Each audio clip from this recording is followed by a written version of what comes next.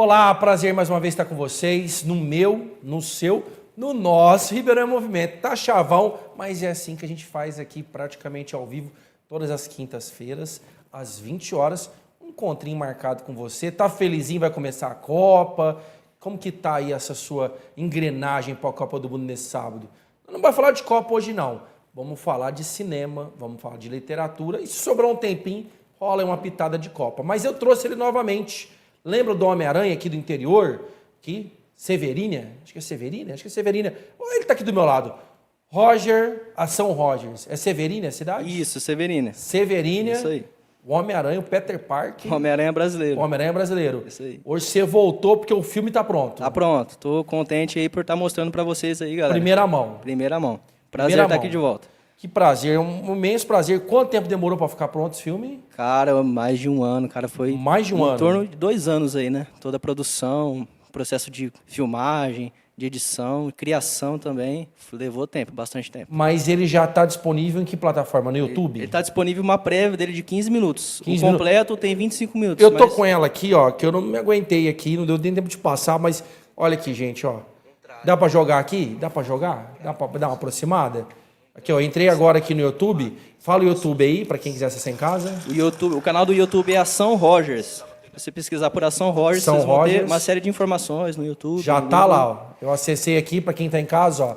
Muito legal. Olha aqui, ó, pessoal. Você vai ter em primeira mão, nosso programa já anunciando. Já entra aí no YouTube para ver aí, né? São só 15 minutos. Só 15 minutos. Tem muito mais ainda, hein? Tem para ver os 25 minutos, vai ser outro dia. Vai ser um outro dia. Essa é só uma prévia. É só uma prévia. Cara, que legal. Ó, impressionante. Você que tá aí já em casa, não perde tempo. Entra aí, Ação Rogers, Homem-Aranha Subjetivo, que você vai se impressionar com os efeitos especiais que ele, com a sua pequena equipe em Severínia, conseguiu dar vida ao Homem-Aranha Subjetivo. Exatamente. Por que tem esse nome Subjetivo? Ah, cara, é diferente, né?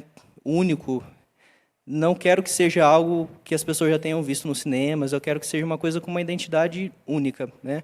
Tanto o cenário, as histórias, tudo adaptado no Brasil, então é isso. Esse é o motivo pelo nome, Homem-Aranha Subjetivo. E como que você classifica esse, vamos falar, curta-metragem?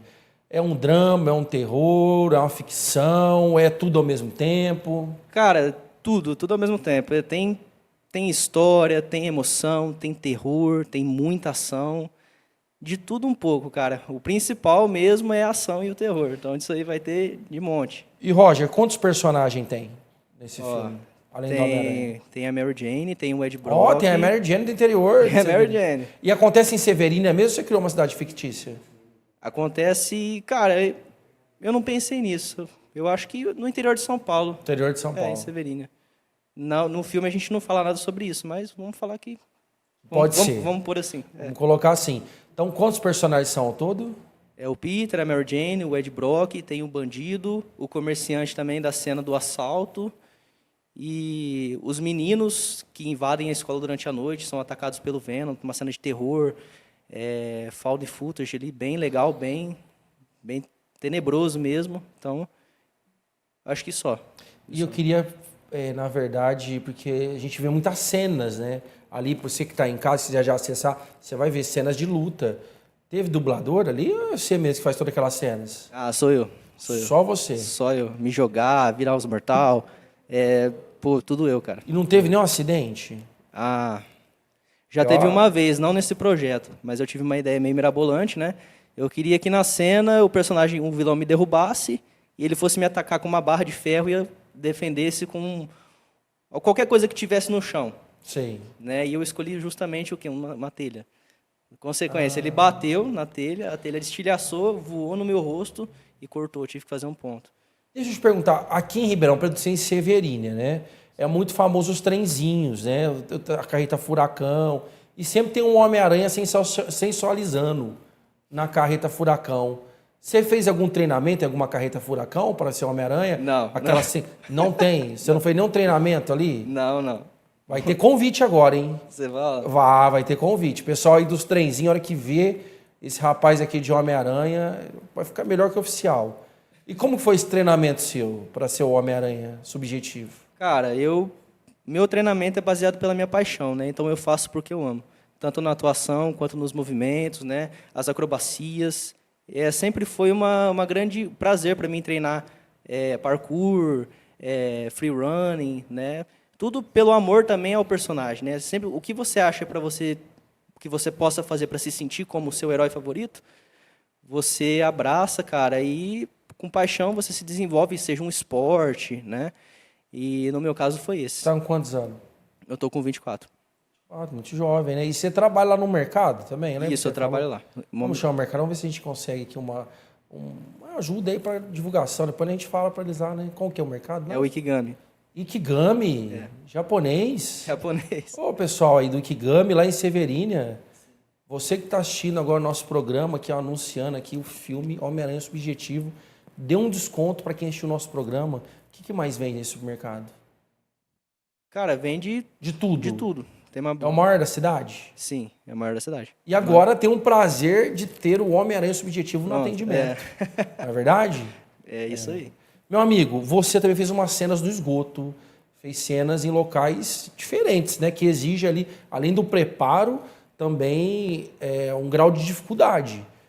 O esgoto ali que você fez aquela cena, quem tá aí no YouTube pode visualizar, lá nos 15 minutos tá, né? Tá tudo lá. Foi o mais difícil a ser feito? Cara, foi o mais difícil sim, porque a minha ideia era gravar num lugar insalubre, para poder criar uma cena de suspense, de tensão, sabe? Essa coisa mais macabra, né? E eu tive a ideia de gravar o personagem fugindo por lá, mas não fazer nada além disso. Só que quando eu entrei lá, eu começo a criar. Aí eu falei assim, mas e se tiver uma cena de ação aqui, uma coreografia aqui, cara? Aí eu, acabei criando uma coreografia, uma cena de ação com o Homem-Aranha e o Venom lá e, acabei indo até demais lá. Entrei no túnel, passei por aquela água lá e, foi meio esquisito, foi meio nojento, mas ficou bem legal. E agora vai ser a estreia, né, oficial do curta-metragem de 25 minutos. E nesse caso, você pretende continuar? Ah, com certeza. Eu pretendo fazer uma continuação, trabalhar melhor com esse vilão novo aí, né? Adaptado em primeira mão aqui no Brasil, que é o Duende Macabro, o Ultimate Duende Macabro, que a gente só viu ele nos quadrinhos, né? Então, eu quero desenvolver melhor esse personagem, quero que ele seja o vilão principal para a continuação. Quero trazer esse ar mais de terror, de suspense para ele. Quero que realmente o público olhe com ele com medo, né? Eu quero desenvolver ele dessa forma. Então tem dois vilões, porque eu vi um vilão lá, que é o Venom, então tem outro vilão nesse filme. Tem outro vilão, só que ele não tem tanto protagonismo quanto o Venom. Entendi. Mas a participação dele é bem macabra, é bem interessante, assim, as cenas de ação, né? Mas eu busco desenvolver ele melhor no futuro. E por que o Homem-Aranha? Você já gostava? É o personagem que mais te contagia, que mais você se identifica? Sim, o Homem-Aranha, meu e de muitas pessoas, né? O Homem-Aranha é um personagem que, a gente se identifica muito com ele, né? Com a realidade dele. E eu amo o Homem-Aranha, cara. E essa é a forma que eu tenho de homenagear ele. Meu amor pelo cinema, né? A gente transforma em uma homenagem ao personagem. Falando em cinema, de heróis, qual que é o melhor filme que você reconhece aí dessa gama de heróis aí? Tem algum que você classifica como o melhor filme? Além do Homem-Aranha 2, lá de 2004, eu gosto muito do Cavaleiro das Trevas, cara. Cavaleiro das Trevas. Cavaleiro das Trevas, um dos melhores filmes de super-heróis aí. Eu amo esse filme, cara. Muito bom. Esse pra você é um dos melhores que tem? Dos melhores. E o Homem-Aranha 2? Homem-Aranha 2, lá de 2004. 2004. É. Que agora parece que tá voltando, né? Até, Sim, né? tá voltando. Parece que vai voltar como personagem, né? Nesse novo Ical aí da Marvel. Eu vi ontem, inclusive, isso. Mas fala pra gente, vai estrear no YouTube, você já está programando pro próximo, você pretende ir para essa área do cinema, fazer faculdade nessa área, arte, né, geral, assim, a parte da encenação, teatro, talvez? Sim, eu pretendo me desenvolver nessa área, né, melhorar em todos os sentidos, tanto na produção, na atuação, na criação, e eu quero empreender nessa área, eu quero ser um empreendedor da minha arte, né. Então, eu quero ganhar a vida assim, como o Ação Rogers, né? E essa é a minha intenção com esse trabalho. Nós tivemos no Brasil, né, vários artistas que começaram assim. Né? Você pegar o próprio Mazzaropi, que os próprios filmes, né, os Trapalhões, sempre iniciativas muito particulares, né, de colocar na prática. Você se inspira em alguém assim do mundo do cinema, falando do Brasil? Cara, do Brasil, eu reconheço todos esses artistas e são sensacionais. Mas eu não conheço eles tanto assim a ponto de me inspirar nele. Eu busco muita inspiração na música, cara. Eu gosto muito de artistas brasileiros, né? E me inspiro assim no crescimento deles e falo, cara, eu quero ser assim também. Eu quero ser um artista próspero, reconhecido. Eu tento estudar o caminho deles para poder adaptar também na minha área, que é o cinema, né? Sobre ser reconhecido, ser visto, ganhar vida com isso. Então, essas são as minhas inspirações, né? Que legal. Parabéns, viu? Eu acho que a gente fica muito feliz aqui no interior de ver um rapaz tão jovem, né? E com amigos ali, ter a ideia e conseguir fazer com tanto êxito, com tanta qualificação. Você não tem curso de cinema, você não tem curso de artes cênicas, mas isso demonstra, né, toda essa força de vontade, é uma inspiração até para os jovens aí que querem colocar ideia em prática. Hoje é bem mais fácil que na minha época, 20, 30 anos atrás, a gente até fazia aquelas câmeras, né, antigas, grandes, né, para esse trabalho de escola. Hoje é bem mais fácil. Um celular, não que não tenha dificuldade, até tem, mas a facilidade para você divulgar o filme, para você, né, com certeza, colocar na prática... É bem maior, a facilidade é bem maior. E além do Homem-Aranha, você está falando do trajetório do Homem-Aranha, tem outros personagens que você gostaria de trabalhar também, Roger? É só mais nessa linha aí? Cara, tem vários personagens, né? Inclusive, eu já te falei que eu gostaria de ter o meu personagem autoral, né? Eu criar um personagem brasileiro, um herói brasileiro, né? Mas além do Homem-Aranha, eu gosto muito do Batman. Eu queria trabalhar com o Batman. Aí seria o Batman brasileiro. Mas não sei se funcionaria, né? Eu tenho em mente o que eu penso em fazer, mas será que fica legal se adaptar da mesma forma que eu adaptei o Homem-Aranha? Eu tenho que pensar nisso, sabe? Mas é uma vontade que eu tenho, sim. A gente vê também, tá voltando, né, esses filmes que fizeram muito sucesso há 20, 30 anos atrás, como os Goonies, está voltando agora com uma nova roupagem, tem Stranger Things, que é a mesma linha de jovens, o It no terror também. Você já pensou em fazer algo também nessa linha, mas do terror, de grupos ali jovens? Porque eu percebo que no nosso interior tem muitas histórias, tem muitas... né, tem aqui a Cruz do Pedro, que é uma história, né, de um rapaz que matou um menino, aí jogou uma praga, ele morreu com as mãos secas. Aí tem uma cruz lá onde ele chama Pedro. Então tem várias histórias aqui que são, não vou falar terror, mas são histórias que demonstram ali, né, um certo problema ali que aconteceu, um conflito que gerou uma morte. Nós temos aí uma rica cultura, né, no interior e nunca foi gravado. Nós temos livros ali, algumas pesquisas. Nessa área, você nunca pensou? Cara, você me deu uma excelente ideia. Mesmo, bem legal, hein? bem interessante. Eu já tive essa ideia, vou te falar para você, compartilhando aqui. Folclóricas também, né? Folclóricas. Tem personagens ali que, pô, seria interessante você ter um filme sobre aquilo, né? Sim. A gente vê animações, histórias em quadrinhos ali, livros, mas e filme, né? E se você adaptar esse personagem, né, em um filme, é interessante, aqui cara, em Ribeirão Preto, eu sou de história, né? No início da década de 20, 1910, se eu não me engano, tinha era como se fosse um lampião, só que da nossa região, chamado Dioguinho. Que matava muitas pessoas com crueldade. E é um personagem que não foi muito explorado e não se sabe se ele morreu de verdade, né? Mas tem a fama aí desse Dioguinho matador.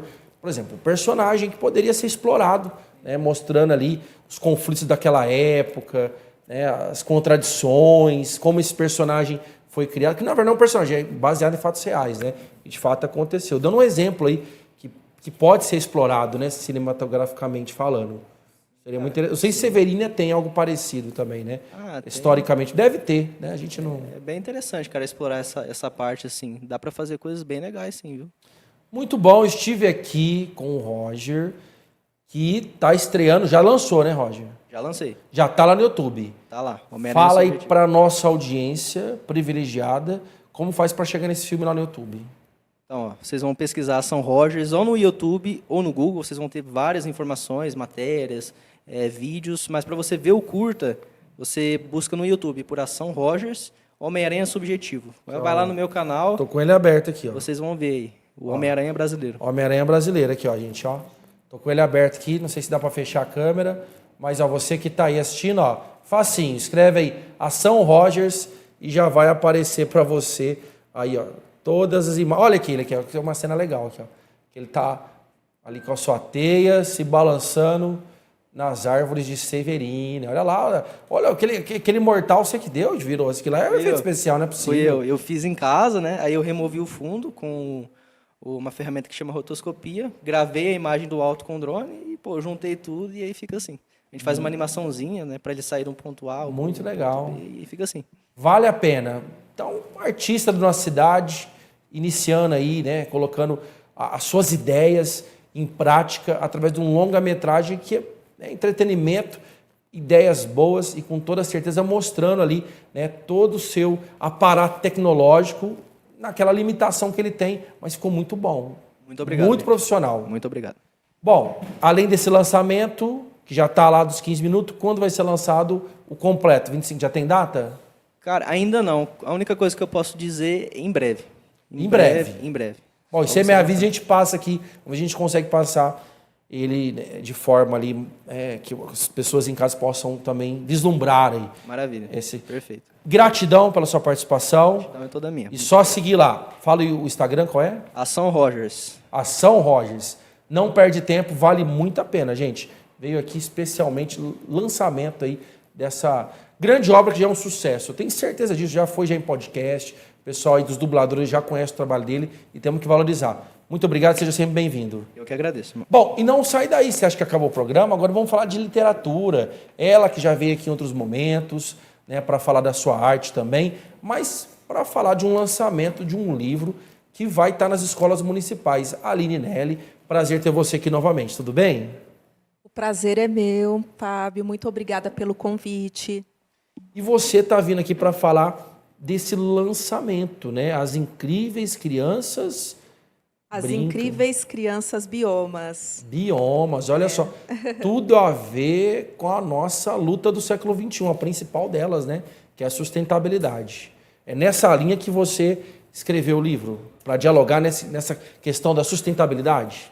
Sim, esse tema, né, da valorização da biodiversidade me acompanha desde quando eu nasci, né? Eu sou mineira.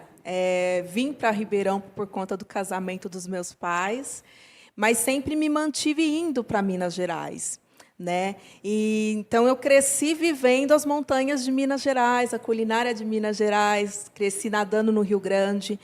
E eu sempre tive muito fascínio pelos biomas brasileiros, né? E aí, nos últimos anos, como educadora, artista e pesquisadora, eu tenho trabalhado para poder, né, apresentar da melhor maneira e também proporcionar vivências, né, nos nossos biomas para as infâncias. E aí, através de um financiamento coletivo, na verdade, desculpa, é que eu estou fazendo um financiamento coletivo para um outro projeto, mas foi um prêmio internacional de uma organização que investe em projetos na América Latina, em narrativas inovadoras, que foi possível, né, criar essa obra. Então, assim, no Brasil, foram selecionados 2 projetos, né, o meu e um outro projeto. E é uma iniciativa que investe em narrativas inovadoras. E ela é considerada inovadora no sentido de que são poucas obras que tratam desse tema dos biomas para crianças dessa idade, por isso que ele é considerado inovador? Sim, por conta que, pensando na questão também da literatura infanto-juvenil e do formato, porque, geralmente, quando as pessoas elas aplicam para esses projetos, elas não levam a possibilidade de fazer através de uma linguagem para as infâncias, né? Então, muitas vezes é um documentário mais para adulto, né? Às vezes também é ficção, né, para adulto, mas nunca para as infâncias, né? Então, tinha um tema definido, né, nessa premiação, que era propor, né, um projeto narrativo inovador. Sim. Que conectasse, né, as famílias e as comunidades em tempos de telas, né? Então, assim, em tempo de telas, o que a gente pode fazer para estabelecer, né, as conexões humanas, os vínculos, né, os afetos, diante dessa dificuldade, né, que a gente está tendo nas interações sociais. E essa obra que você traz, ela dialoga com crianças de 2 a 5 anos, de 2 a 10, qual que é a faixa etária? Então, público de educação infantil para cima.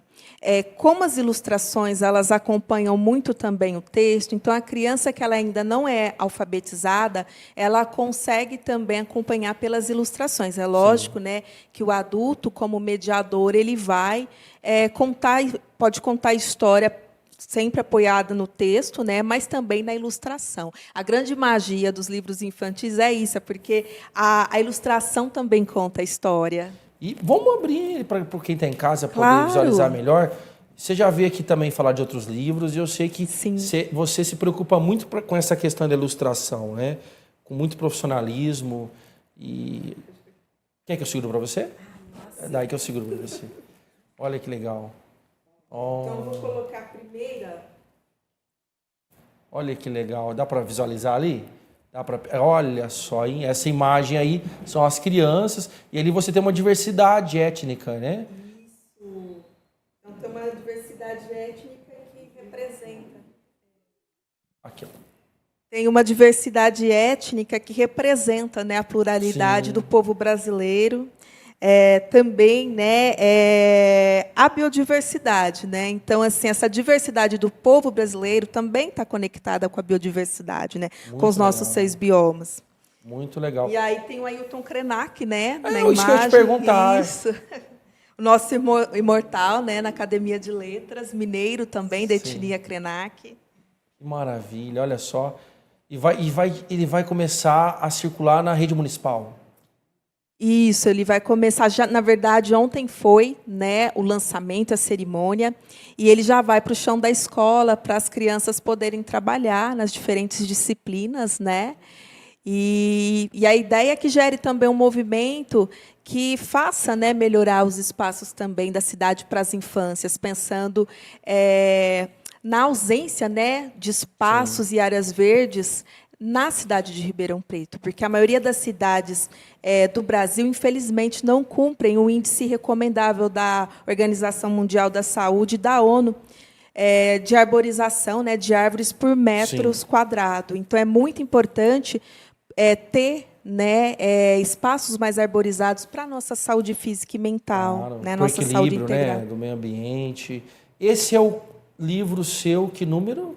Já teve outro lançamento, né? Sim, esse é o meu terceiro livro. Terceiro livro. O primeiro foi de poesias, Enquanto Minha Terra Vive.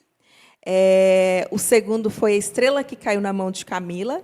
E agora o terceiro é esse livro, As Incríveis Crianças Biomas, que também fala de heróis, né? Mas as heroínas aqui, os heróis são as próprias crianças, né? Das escolas públicas e que representam a diversidade brasileira. Ô, Aline, e qual que é a sua formação? A minha formação ela é em teatro, né? Eu fiz artes cênicas. Você fez artes cênicas? Sim, fiz pedagogia, né? Licenciatura em pedagogia para trabalhar bem arte e educação. Me especializei também em ensino de artes, neuropsicopedagogia.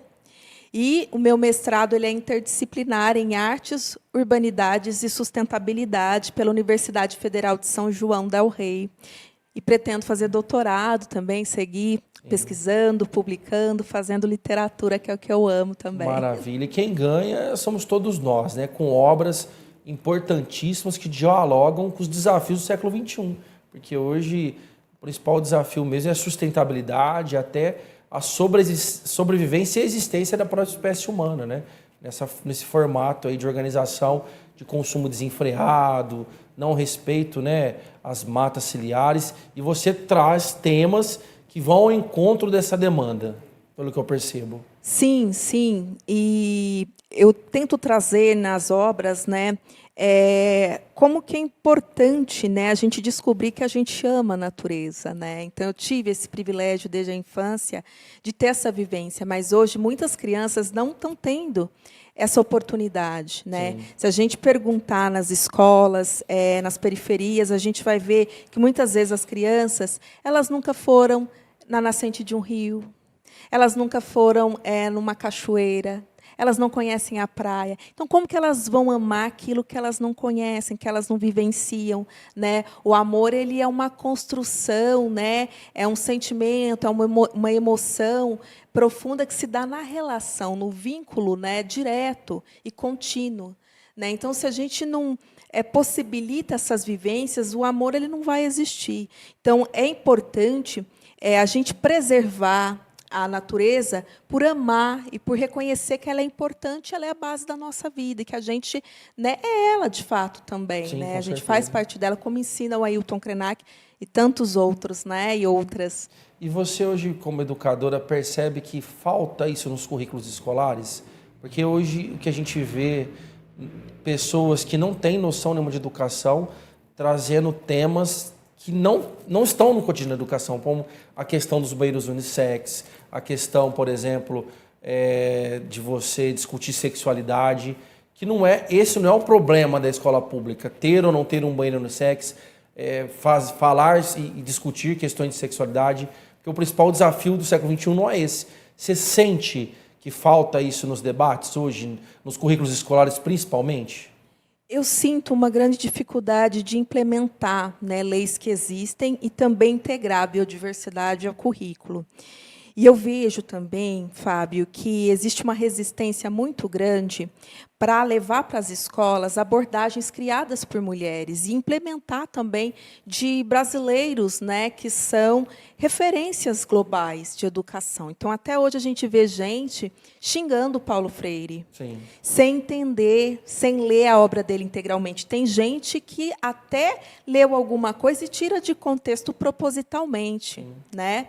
Então, é intencional, né?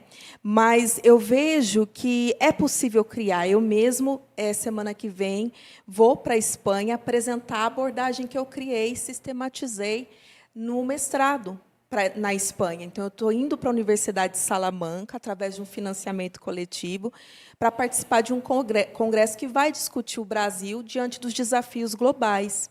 Justamente porque eu criei a AEC, que é a abordagem artística ecológica circular, que é uma abordagem que une artes e ciências com direitos humanos, pensando, né, justamente a biodiversidade no currículo e processos criativos e tanto científicos e culturais, educacionais, integrados à natureza. Então, uma abordagem que ela tem todo uma conceituação teórica e também ela tem a prática explicativa para os professores também. Então, tem um plano de aplicação.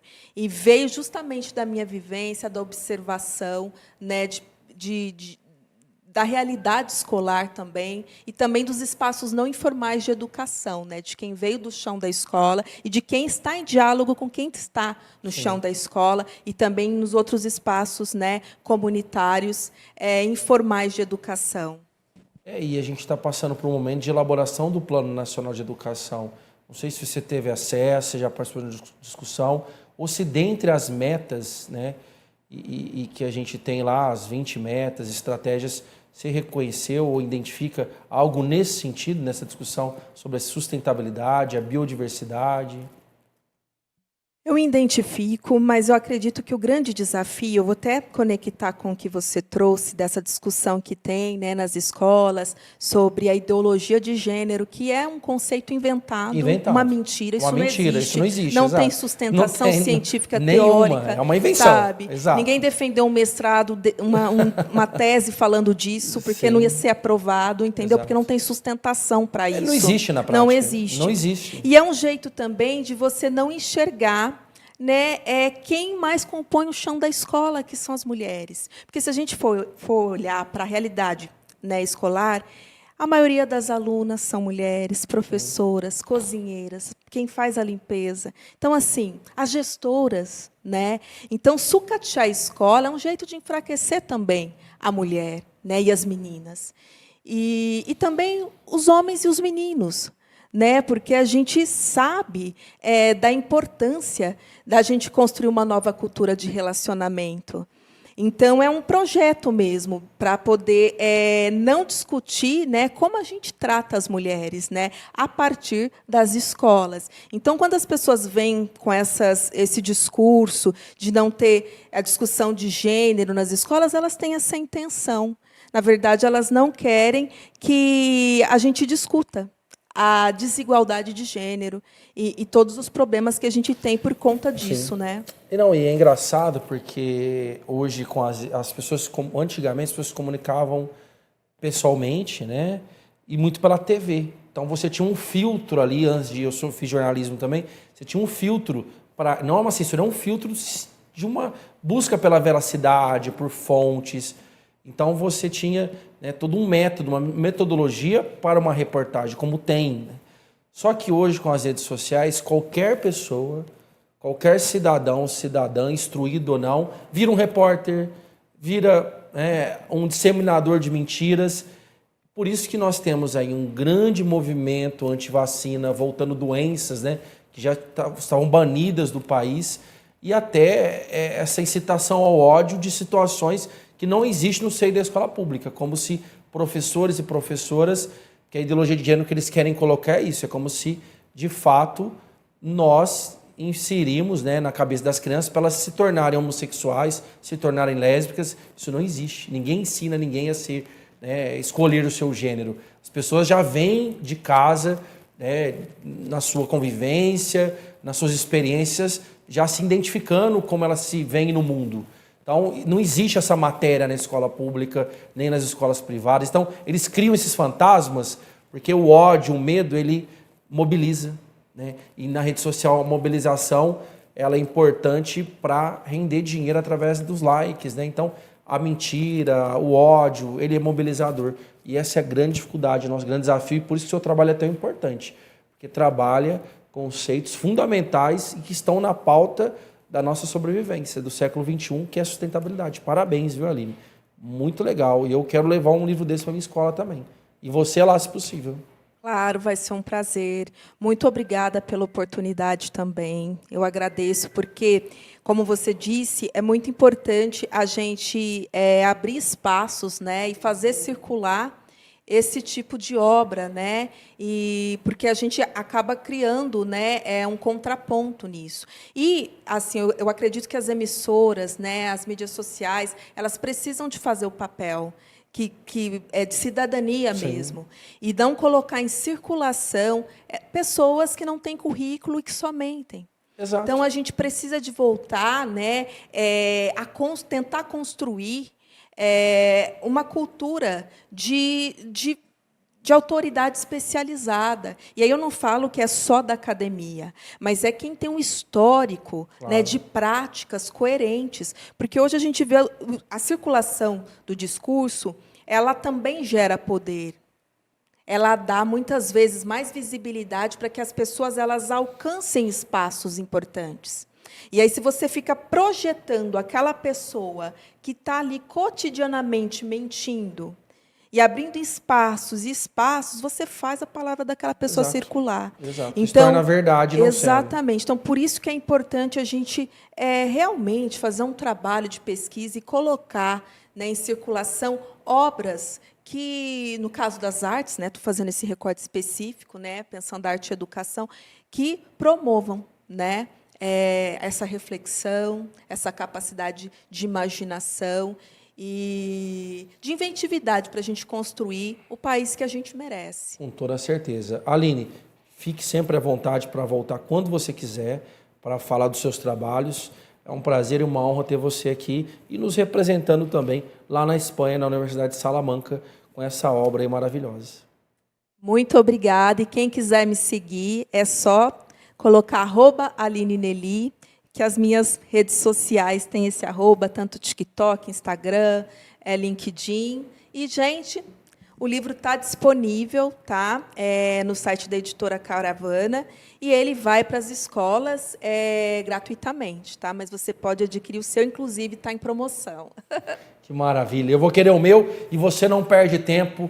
Você tem criança, adquire esse livro para já trabalhar esse conceito importantíssimo, que é a questão da sustentabilidade, que tem a ver com o nosso futuro. E agora, é claro, falando de futuro, vamos falar também de educação, magistério, com a nossa querida professora Bebel, deputada estadual, presidente da POSP, licenciado nesse momento, para falar das novidades do magistério, e o Chico Poli com a TV O Demo, e até semana que vem.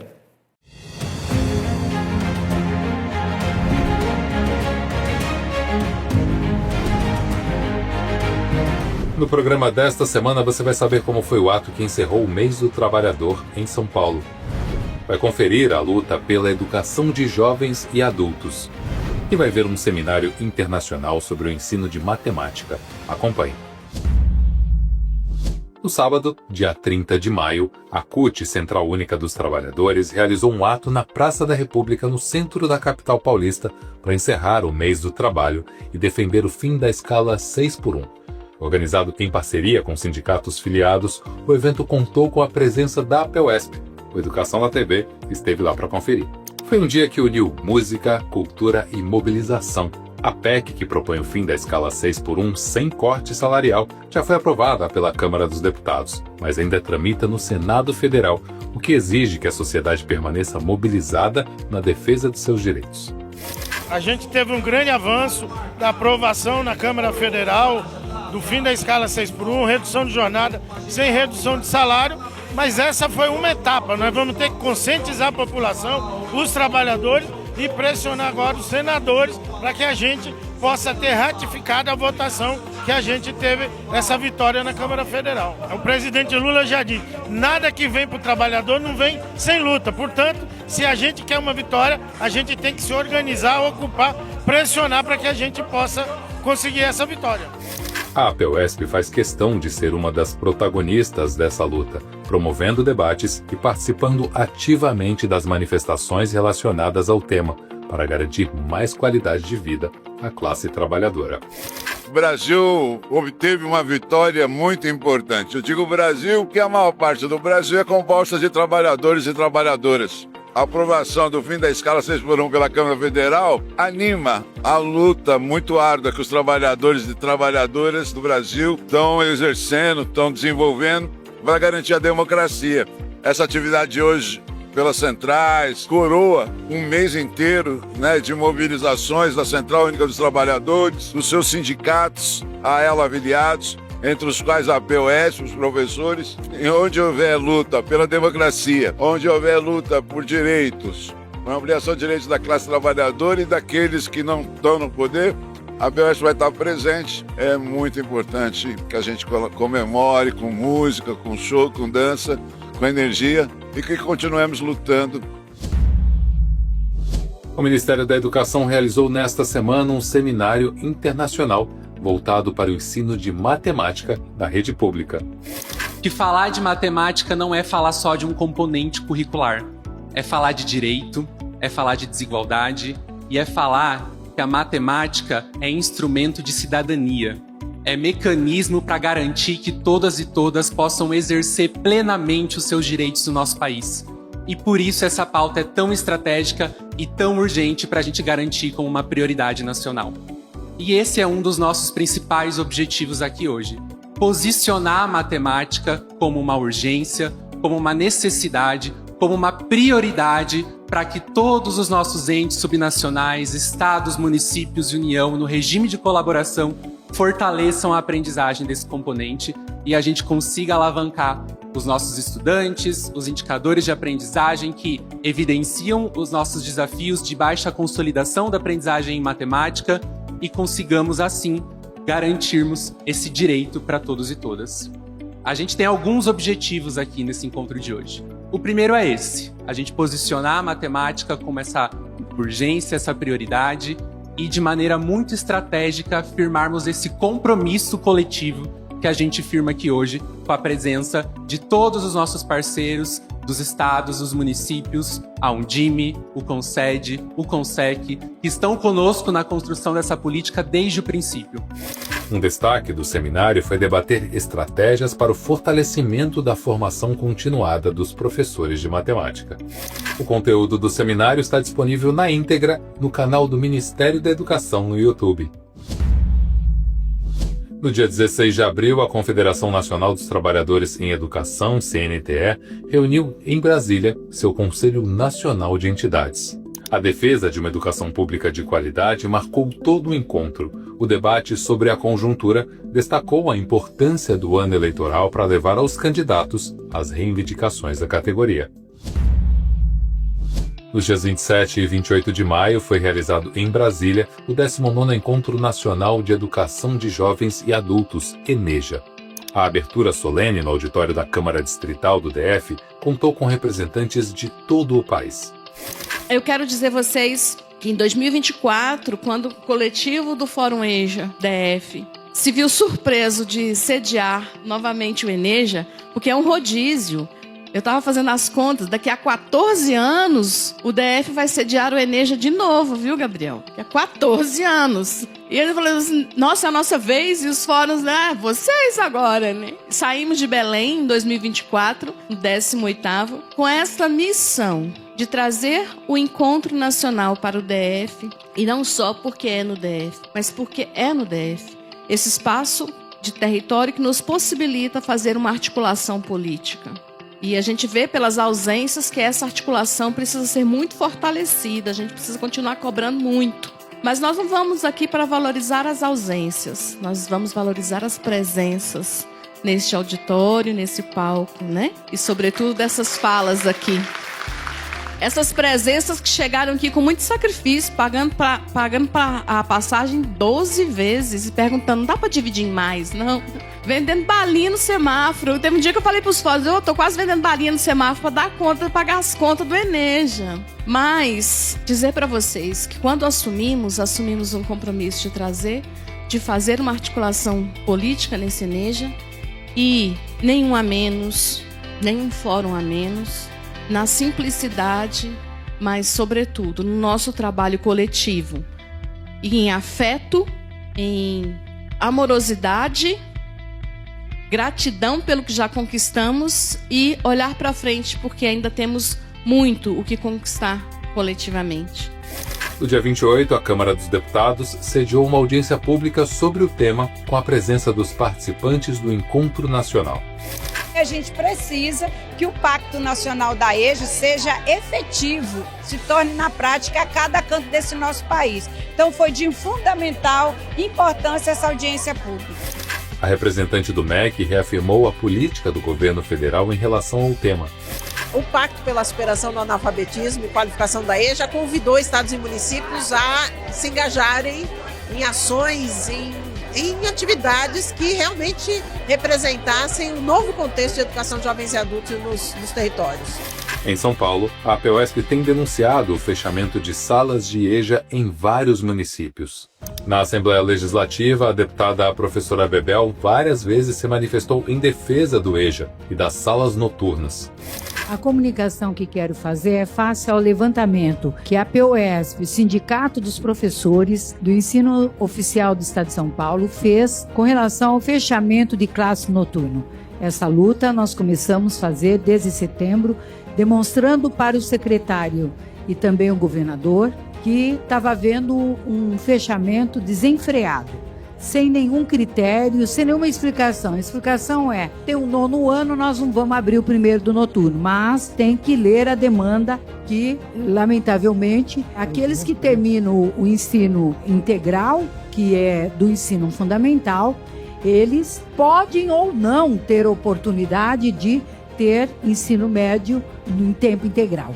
Eles têm condições ou não? Não têm condições. Para o senhor ter uma ideia, tem uma região em Piracicaba que, na verdade, essa região, ela tem uma única escola com condições de funcionar no noturno para atender os estudantes de educação de jovens e adultos, porque são aqueles que não puderam estudar em idade própria. De novo, ele é cortado. Então, por óbvio, nós já acionamos ao Ministério Público. Nós pegamos todas as demandas de vaga e nós vamos forçar o secretário da Educação a abrir, porque em havendo demanda, a Constituição assim assegura. O direito à educação é de todos e cabe ao Estado garantir esse direito à educação.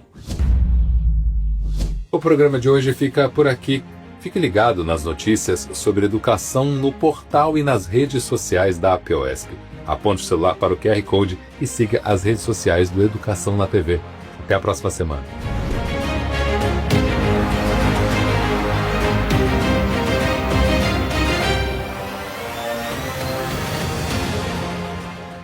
Salário e condições de trabalho do Magistério Estadual Paulista. Vergonha nacional.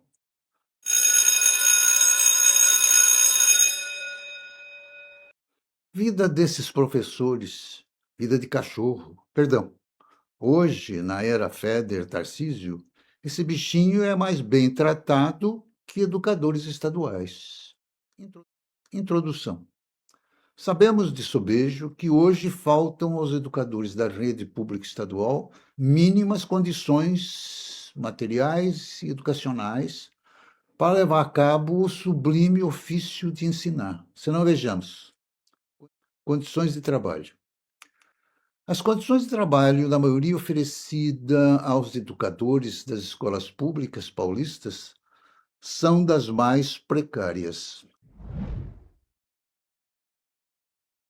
Pela imposição a cada mestre de um número excessivo de classes, com 35 a 40 alunos, até mesmo aqueles com jornada parcial, que dirá os que assumem a jornada integral, ou seja, trabalhando com 300 a 400 alunos, adolescentes nem sempre cordatos com mestres ainda inexperientes, muitos dos quais agredidos verbal e fisicamente pelos mal-educados, o que explica o abandono da profissão de certo número deles anualmente.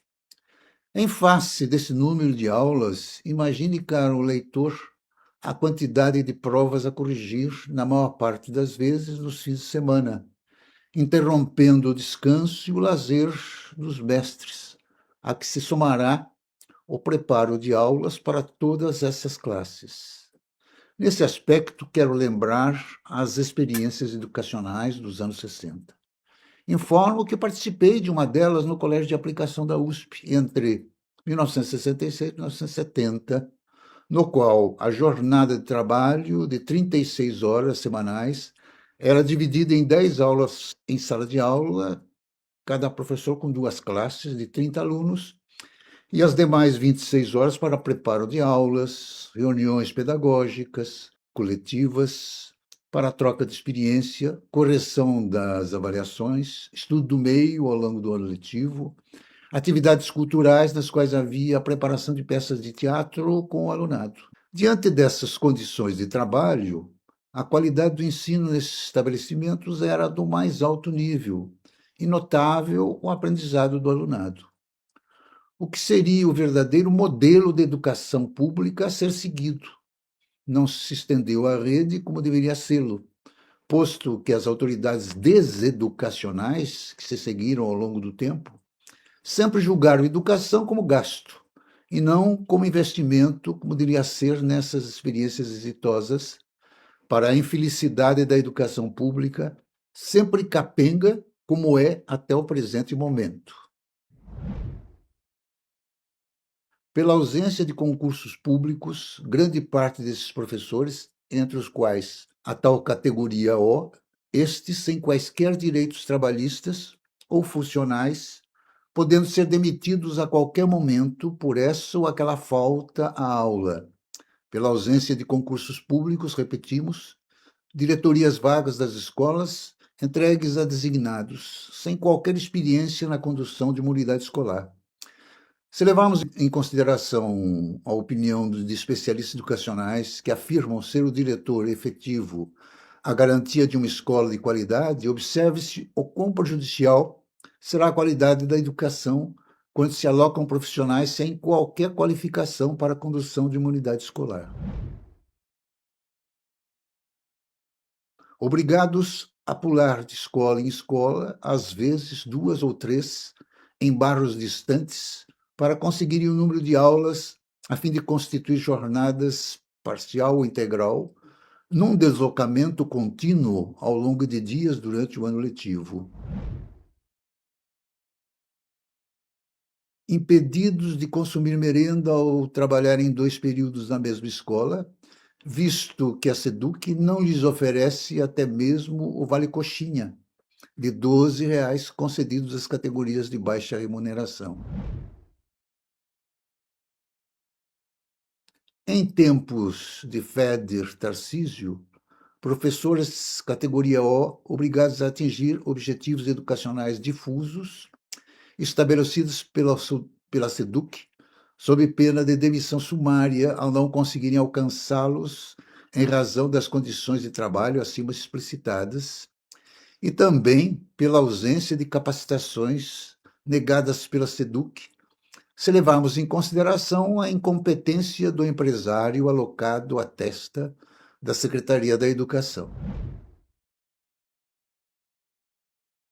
Sistemáticas perseguições aos profissionais, sempre ameaçados de demissão por meio de processos administrativos, nem sempre relacionados a faltas graves, mormente contra professores e diretores efetivos e designados, criando um clima totalmente desfavorável ao desenvolvimento de uma educação de qualidade, que, sob muitos aspectos, afeta a vida emocional dos educadores, levando-os a sérios distúrbios emocionais e quase sempre ao adoecimento, ainda agravado pelo trabalho insano e cansativo do dia a dia em sala de aula, junto aos alunos, muitos deles barulhentos e agressivos, às vezes impedindo-o de desenvolverem suas aulas a contento. Nesse aspecto, provavelmente característica de uma das profissões mais penosas, senão a mais cansativa física e emocionalmente entre as demais no mercado de trabalho. Todo exposto, beirando a tragédia, a qual se agregam os salários de fome, nominados em seus olerites, sobrecarregando a vida pessoal e familiar desses profissionais, plena de percalços, para garantir uma vida digna e até mesmo a sobrevivência deles, quando, em alguns casos, venham ser arrimo de família. Imaginem exercer essa rotina educacional imposta aos educadores durante 25 anos às professoras, com jornada integral, 40 horas semanais e 32 aulas com seus alunos, trabalhando em 2 períodos, a qual costumeiramente completa seu dia a dia com dupla jornada, escola e lar. Professores exercendo essa mesma rotina ao longo de 30 anos, nas mesmas condições mencionadas, ambos sofrendo todas as intercorrências descritas neste sucinto apanhado. Só muito amor à profissão é capaz de levar o educador a suportar tantas adversidades a que estão submetidos os educadores estaduais. Diante do exposto, qual seria a avaliação que fariam os profissionais da educação estadual sobre Feder e Tarcísio na condução da educação paulista e paulistana? Obviamente, não seria difícil adivinhar. Toda essa carga educacional para receber quanto mesmo? Para uma família de 3 pessoas, casal e um filho, morando na capital de São Paulo, com apenas um provedor de renda, dependendo de serviços públicos, como escola e saúde do SUS, o custo básico mensal gira em torno entre R$ 4.460 a R$ 6.260.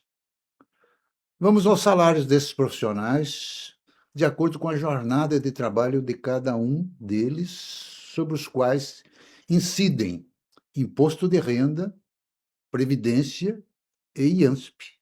Salários. Piso nacional, 5.132 por 40 horas de trabalho semanal. Salários dos profissionais da rede pública estadual por 40 horas de trabalho semanal. Professor do ensino fundamental e médio, bruto, piso de 5.132, salário base de R$ 3.203,11 e abono complementar de R$ 1.928,89. Líquido aproximado de R$ 4.314,60. Diretor de escola, bruto, de R$ 6.252,60. Líquido aproximado de R$ 4.878,66. Professor PEI, bruto, R$ 7.358, salário base de R$ 3.203,11, mais abono complementar de R$ 1.928,89, mais GDE de R$ 2.226. Líquido aproximado de R$ 5.347,99. Diretor de escola PEI, bruto, R$ 9.591,60. Salário base de R$ 6.252,60, mais GDE de 3.339, líquido aproximado de R$ 6.657,45. Lembro que esses salários se referem à antiga carreira, que ainda conservam um adicional de 5% a cada 5 anos, a sexta parte aos 20 e a evolução funcional. Já a nova carreira, Lei 1374/22, suprime aqueles benefícios e estabelece o sistema remuneratório em forma de subsídio. E no que diz respeito à evolução funcional nela estabelecida, depois de 5 anos permanece congelada e só será implementada de acordo com a vontade do FEDER. Essa nova carreira é tão ruim que praticamente 90% do magistério a repudiou.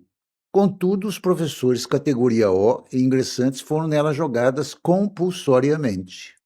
Agora vamos discriminar as despesas para enfrentar os salários descritos. Aluguel, IPTU e condomínio, R$ 1.800 a R$ 2.500. Imóvel de 2 quartos em bairros residenciais fora do centro expandido. Se for apartamento, o condomínio já costuma engolir boa parte desse valor. Supermercado, alimentação, higiene, limpeza, R$ 1.400 a R$ 1.800. Cesta básica completa e produtos de limpeza e higiene para 3 pessoas, cozinhando todas as refeições em casa. Energia elétrica, Enel, R$ 180 a R$ 250, uso moderado, considerando banhos quentes, geladeira, máquina de lavar, eletrônicos básicos. Água e esgoto, Sabesp, R$ 120 a R$ 180, tarifa normal para o consumo médio de uma família de 3 pessoas. Gás de cozinha, R$ 110 a R$ 130, considerando um botijão de 13 quilos por mês, ou equivalente em gás encanado. Transporte público, R$ 250 a R$ 400, deslocamento diário apenas para a pessoa que trabalha. O valor varia se o trajeto exige apenas ônibus, metrô ou integração. Internet fixa e planos de celular, R$ 150 a R$ 200, banda larga residencial básica e planos controle pré-pagos para o casal. Farmácia e saúde básica, R$ 150 a R$ 300, medicamentos de rotina ou eventuais, itens de primeiros socorros, sem contar plano de saúde privado. Despesas com a criança e imprevistos, R$ 300 a R$ 500. Material escolar complementar, roupas, calçado que precisam ser repostos e lazer muito básico e gratuito. Total estimado, R$ 4.460 a R$ 6.260 por mês. Compare com o que já foi exposto. Concluindo, diante do exposto, ao qual se acopla o quase eterno arroxo remuneratório, posto que nesses últimos 8 anos de Dória, Rossielli e Tarcísio Feder, o reajuste foi de apenas 11%. Verifica-se que os salários das diversas jornadas de trabalho descritas mal cobrirão as despesas mensais dessa pequena família, que dirá das maiores. Se ainda levarmos em consideração que a Lei 1374/2022, através da qual Dória reestruturou a carreira do magistério, retirando os poucos benefícios existentes até aí, adicionais de 5% a cada 5 anos e a sexta parte aos 20 anos de exercício, introduzindo uma felizmente opcional, a qual 90% do magistério recusou-se a aderir, preferindo permanecer na anterior, mantendo as vantagens do cargo temporariamente. O magistério sobreviveu àquela desgraça. Todavia, à medida que venham ocorrendo aposentadorias, esses cargos estarão extintos. Não à toa, recentes pesquisas sobre a escolha da docência entre o alunado, de forma geral, abarca tão somente 5% deles, o que, a longo prazo, se algo não recuperarem as condições de trabalho e, principalmente, a remuneração dos profissionais de educação, no mínimo inicial de R$ 12.000, as escolas não terão professores egressos das universidades oficiais e particulares de qualidade, possivelmente substituídos por aqueles formados pela educação à distância, hoje já numerosos nas redes públicas de ensino. Quem viver, verá.